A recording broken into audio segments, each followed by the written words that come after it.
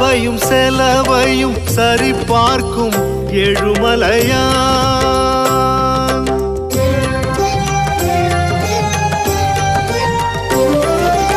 ஈரேழு உலகத்து வரவையும் செலவையும் சரி பார்க்கும் எழுமலையான்.